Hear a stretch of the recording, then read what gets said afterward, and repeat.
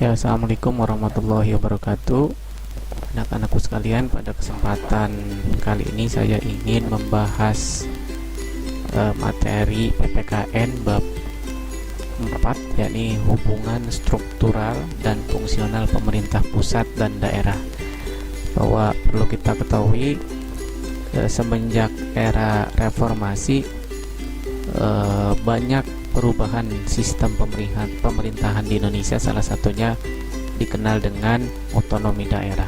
Nah, pada kesempatan kali ini kita akan membahas apa itu otonomi daerah, ya, mulai dari struktural, fungsional, pemerintah pusat dan daerah. Oke, desentralisasi atau otonomi daerah dalam konteks negara Kesatuan Republik Indonesia.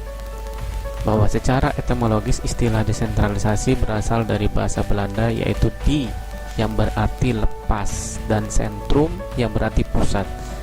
Jadi desentralisasi adalah suatu hal yang terlepas dari pusat. Kemudian menurut Amran Muslimin, bahwa ada 3 pengertian desentralisasi. Pertama, desentralisasi politik, desentralisasi fungsional, dan desentralisasi kebudayaan.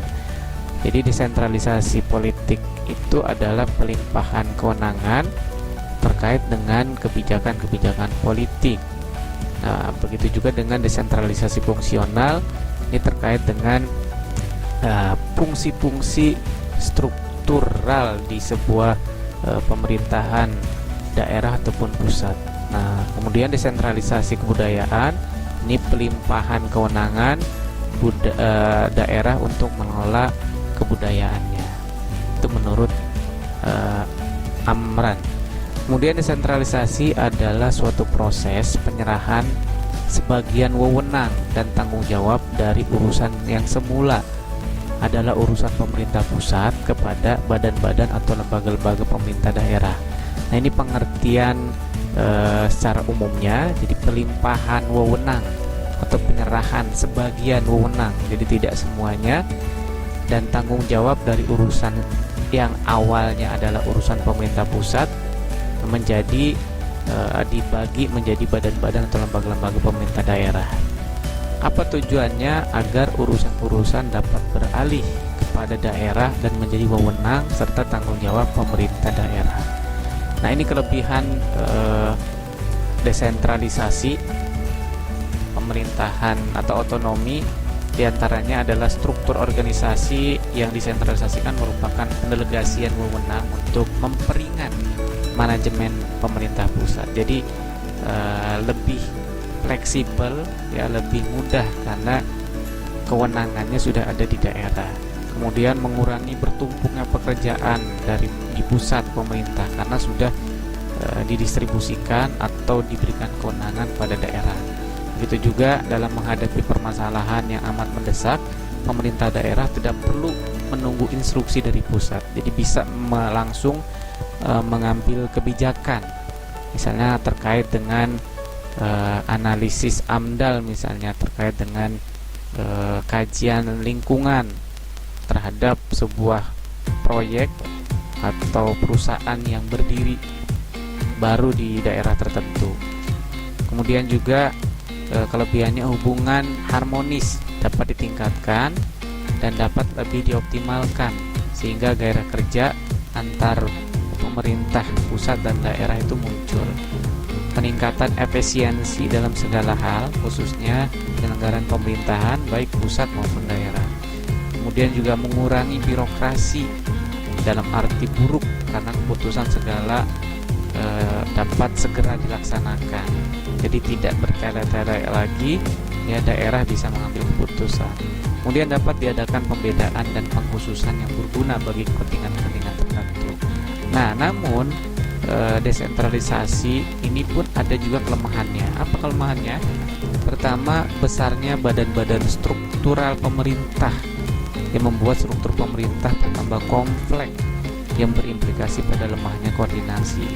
Jadi karena pelimpahan kewenangan di daerah, maka akan muncul lembaga-lembaga atau badan-badan struktural baru. Nah, ini juga akan berimplikasi atau berdampak pada lemahnya koordinasi. Semakin banyak lembaga, maka akan semakin sulit menjalin koordinasi. Kemudian keseimbangan dan kesesuaian antara macam-macam kepentingan daerah itu dapat lebih mudah terganggu. Jadi karena banyaknya bagan-bagan tersebut atau struktur tersebut, ini akan terganggu keselarasan, keharmonisan pemerintahan di suatu daerah. Kemudian desentralisasi teritorial mendorong timbulnya paham kedaerahan. Nah, nanti akan cenderung muncul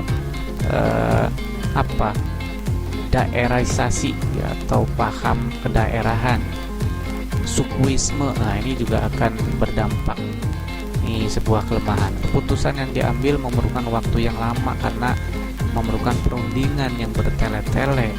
Jadi tidak melulu semua keputusan bisa diambil oleh daerah.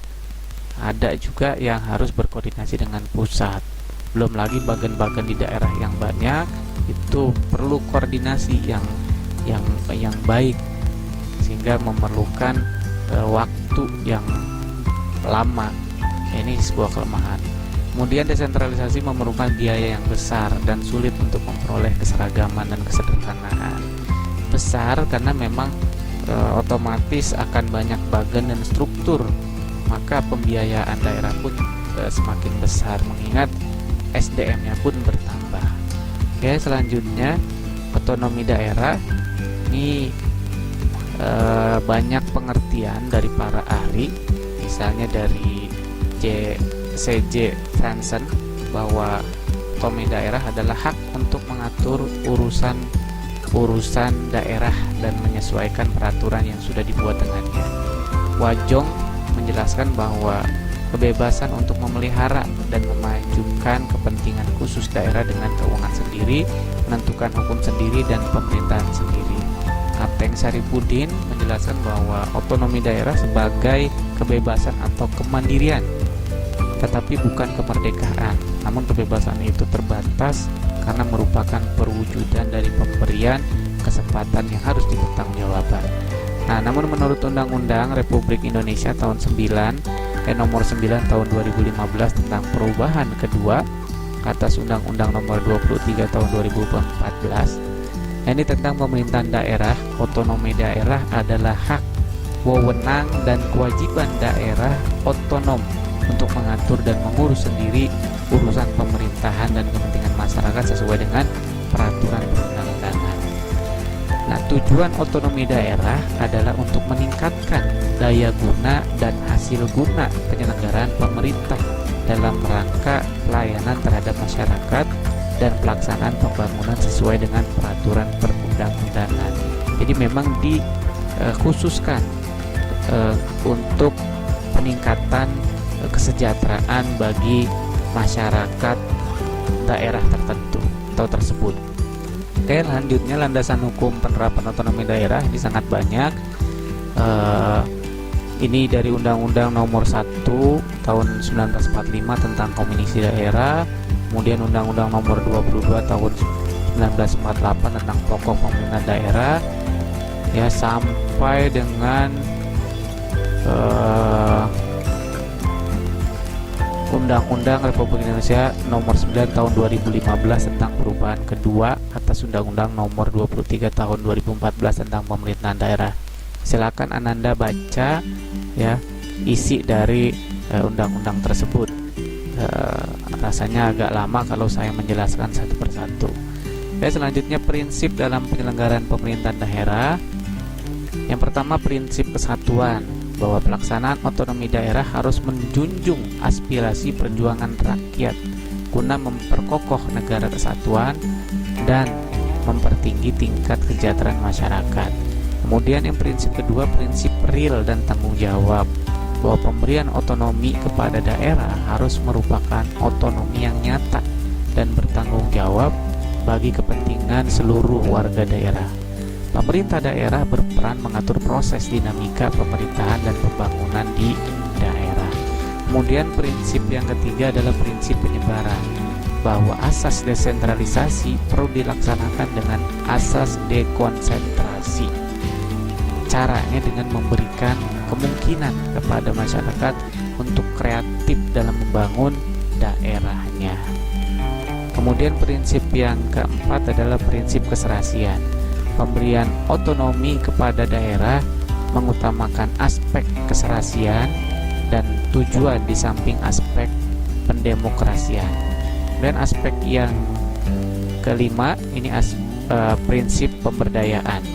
Tujuan pemberian otonomi kepada daerah adalah untuk meningkatkan daya guna dan hasil guna penyelenggaraan pemerintah di daerah, terutama dalam aspek pembangunan dan pelayanan kepada masyarakat, serta untuk meningkatkan pembinaan kestabilan politik dan kesatuan bangsa.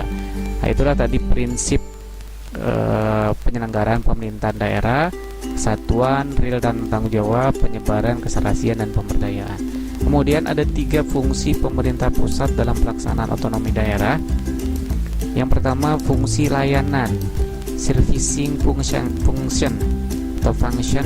Jadi fungsi pelayanan dilakukan dalam rangka memenuhi kebutuhan masyarakat dengan cara tidak diskriminatif, tidak membeda-bedakan dan tidak memberatkan, serta dengan kualitas yang sama. Dalam pelaksanaan fungsi ini, pemerintah tidak pilih kasih, melainkan semua orang memiliki hak sama, yaitu hak untuk dilayani, dihormati, diakui, diberi kesempatan atau kepercayaan, dan sebagainya. Kemudian fungsi yang kedua adalah fungsi pengaturan, regulating function. Nah, fungsi ini memberikan penekanan bahwa pengaturan tidak hanya kepada rakyat, tetapi pemerintah sendiri.